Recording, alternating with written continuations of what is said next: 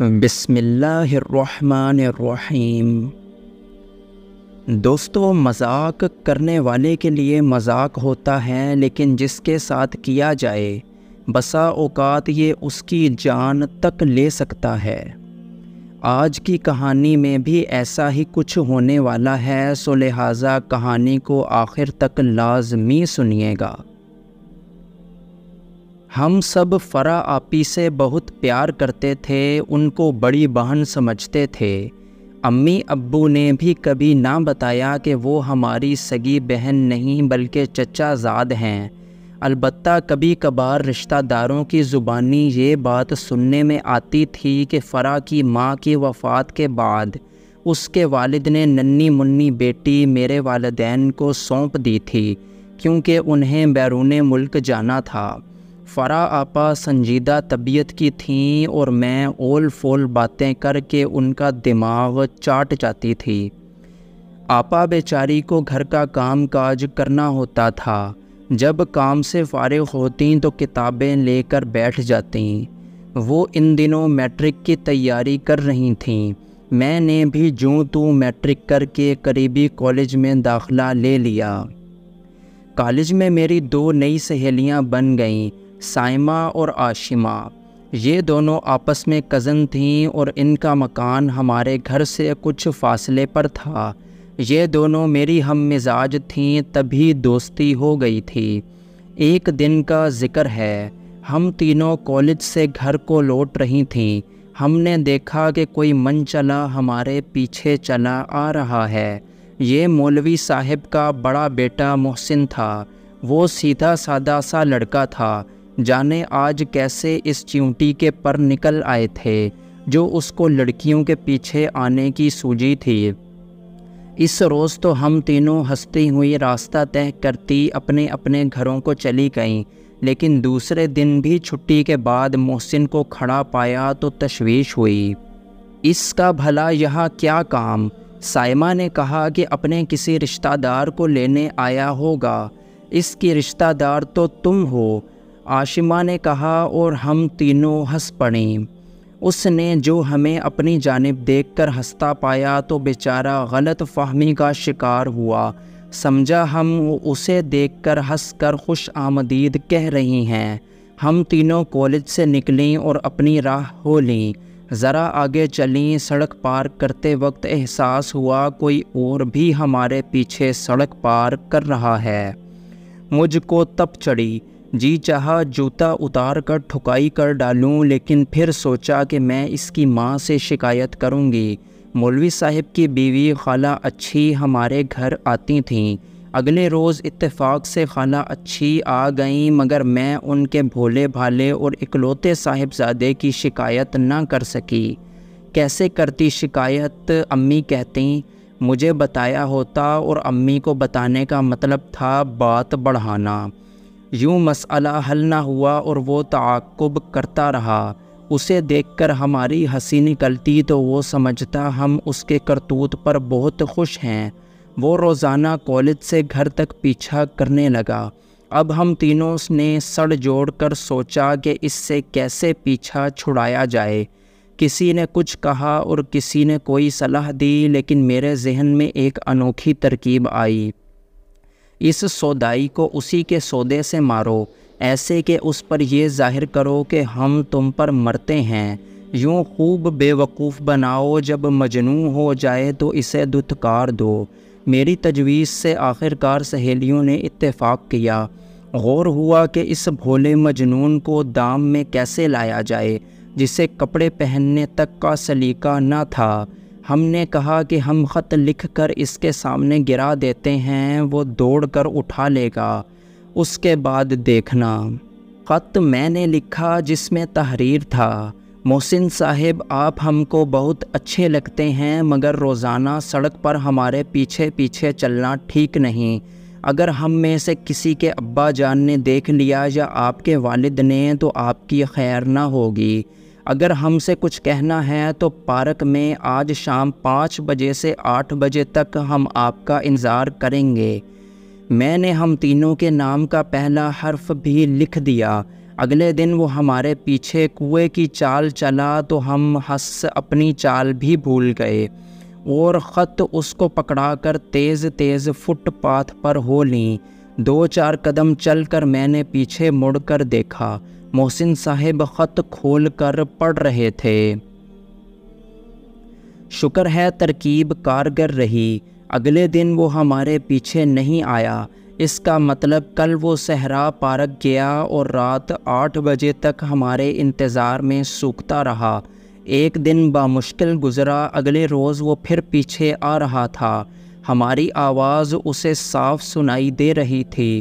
تبھی ہم نے یک زبان ہو کر کہا، آج تو اس کے باپ مولوی صاحب کو کہیں گے کہ اسے مزہ چکھائیں۔ یہ سن کر اس کے ماتھے پر پسینہ آ گیا۔ تبھی تیز تیز قدم اٹھاتا وہ بھاگ کھڑا ہوا۔ شام کو میں فون کے پاس بیٹھی تھی کہ گھنٹی بجی۔ میں نے فون اٹھایا، اجنبی لڑکے کی آواز تھی۔ پوچھا، مسٹر کس سے بات کرنی ہے؟ آپ سے۔ دیکھیے میرے والد صاحب سے شکایت مت کیجیے گا ورنہ برا ہوگا۔ میں سمجھ گئی یہ محسن ہے۔ ٹھیک ہے، نہیں کریں گے شکایت، لیکن آئندہ ہمارے پیچھے مت آنا۔ کیا کروں پھر؟ میں آپ سے یعنی صرف آپ سے باتیں کرنا چاہتا ہوں، تو آپ کر لیا کریں باتیں۔ مجھ کو شرارت سوجی، مگر شرط یہ ہے کہ آپ ہمارے پیچھے نہیں آئیں گے۔ اچھا میں نہیں آؤں گا، لیکن آپ مجھ کو یہ بتائیے آپ کو کس نام سے بلاؤں؟ میں نے سوچتے ہوئے کہا، فرح کہہ کر بلا لیے گا۔ ایسا میں نے اس لیے کہا کہ اگر فرح کے نام سے کرے گا فون تو آپا اس کی خوب خبر لیں گی۔ آپا سنجیدہ مزاج تھیں، وہ ایسے کال ریسیو کرنے والوں سے نمٹنا خوب جانتی تھیں۔ اگلے دن فون کی گھنٹی بجی، اتفاق کہ میں فون کے قریب تھی۔ ریسیور اٹھایا، محسن صاحب تھے۔ پوچھا، فرح ہو؟ میں نے جواب دیا، جی ہاں محسن ہوں۔ میں پہچانا؟ کہو کیا بات ہے؟ بات تو کوئی نہیں، بس ایسے ہی بات کرنی ہے۔ آپ مجھے اچھی لگتی ہیں۔ اچھا شکریہ۔ یہ کہہ کر میں نے ریسیور رکھ دیا۔ اب روز فون آنے لگا۔ عصر کی نماز کے وقت آپی باورچی خانے ہوتیں، امی نماز پڑھ رہی ہوتیں، تبھی گھنٹی بجتی۔ میں فون اٹھاتی، محسن صاحب 1-2 اوٹ پٹانگ باتیں کرتے اور فون رکھ دیتے۔ مجھے بھی مزہ آنے لگا، اس کو بے وقوف بنانے لگی۔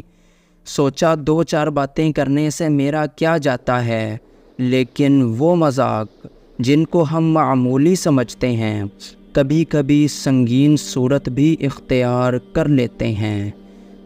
خبر ہوتی کہ جو مذاق میں محسن سے کر رہی ہوں وہ اس قدر سنگین ہو جائے گا کہ اس کی جان چلی جائے گی تو ہرگز نہ کرتی۔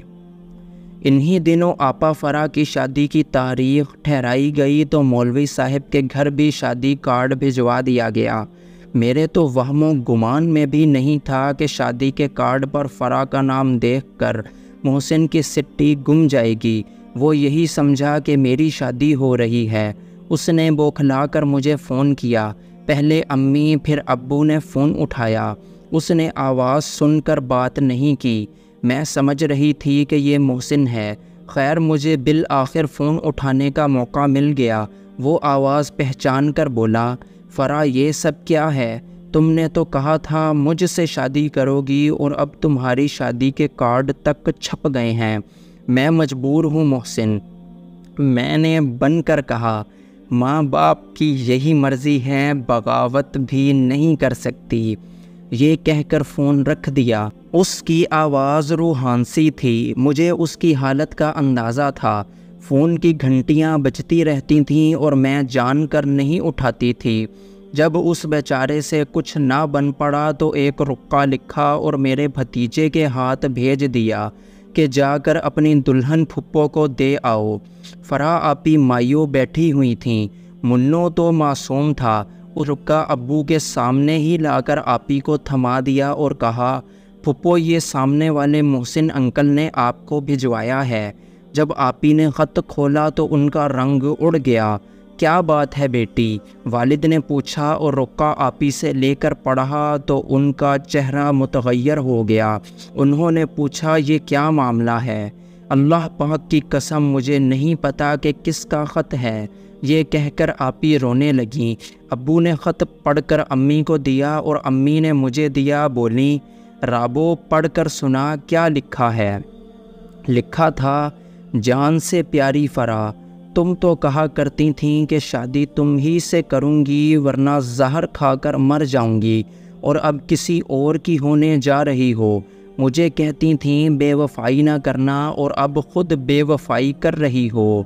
سچ کہتا ہوں فرا، اگر تم کسی اور کی ڈولی میں بیٹھیں تو میں اپنی جان دے دوں گا۔ تمہارا محسن۔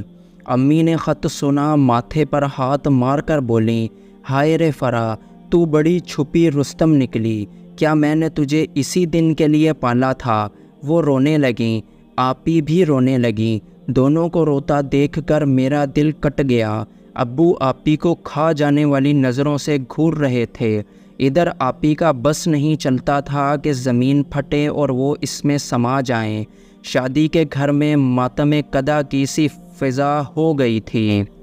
مجھ کو اور کچھ نہ سوجا تو جھٹ مولوی صاحب کے گھر چلی گئی اور خالہ اچھی کے سامنے رونا شروع کر دیا۔ مولوی صاحب بھی گھر پر تھے۔ پوچھنے لگے، بیٹی کیا ہوا ہے، کیوں رو رہی ہو؟ میں نے محسن کا خط آگے کر دیا اور روتی اور محسن کو بددعائیں دیتی واپس گھر لوٹ آئی۔ 1 گھنٹے بعد فون کی گھنٹی بجی، سمجھ گئی یہ محسن ہوگا۔ ابو باہر چلے گئے تھے، میں نے دوڑ کر فون اٹھا لیا۔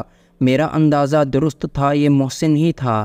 اس سے پہلے کہ وہ کوئی بات کرتا میں نے اسے سنانی شروع کر دی کہ خدا کا خوف نہیں ہے تم کو، اگر اپنے عشق میں سچے ہو تو ڈوب مرو۔ تم تو کہتے تھے کہ اگر تم نے بے وفائی کی تو جان دے دوں گا، تو اب دے دو نا اپنی جان۔ یہ کہہ کر میں نے فون رکھ دیا۔ مجھے اصل میں غصہ اس بات کا تھا کہ محسن نے خط لکھ کر کیوں منو کو دیا کہ آپی کی ابو امی کے سامنے اتنی بے عزتی ہو گئی، وہ بھی ایسے وقت جب ان کی رخصتی ہونے والی تھی۔ تمام عرصہ انہوں نے یہاں سے پیار اور عزت پائی اور اب وداع ہوتے وقت وہ میرے والدین کی بے رخی کا دکھ دامن میں سمیٹ کر جا رہی تھیں۔ وہ کونے میں بیٹھی مسلسل رو رہی تھیں اور میں چور بنی ان کو دلاسا بھی نہ دے پا رہی تھی۔ اپنا جرم کیسے قبولتی؟ ابو جو میری شامت لاتے اس کا کیا احوال لکھوں؟ آپا کو تو انہوں نے محض بے رخی سے دیکھا تو ان کا یہ حال ہو گیا تھا۔ وہ اپنی اس یتیم بھتیجی سے بہت پیار کرتے تھے جس کو پیدائش کے فوراً بعد پیار سے پالا تھا۔ رخصتی کی وجہ سے میں نے زبان سے ایک لفظ بھی نہیں نکالا۔ سوچا جو ہونا تھا وہ ہو چکا۔ آپی کل رخصت ہو جائیں گی، میں محسن سے کوئی ناطہ نہیں رکھوں گی اور یہ کہانی آپ ہی اب اختتام پذیر ہو جائے گی۔ مجھے کیا خبر تھی کہ دل کی لگی کیا ہوتی ہے اور سچے عاشق کیا کر گزرتے ہیں؟ کیا جانتی تھی کہ آئندہ کیا ہونے والا ہے؟ کاش مجھے اتنی عقل ہوتی تو میں محسن کو اصل بات بتا دیتی کہ فرا میں نہیں، میری آپی ہیں۔ کم از کم محسن کی جان تو نہ جاتی۔ مولوی صاحب بیچارے کو بڑھاپے میں اکلوتی اولاد کی موت کا دکھ نہ سہنا پڑتا۔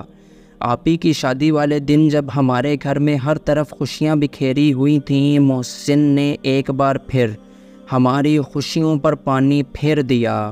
میں اپنی سہیلیوں کے ساتھ بارات کا استقبال کرنے کی تیاری کر رہی تھی۔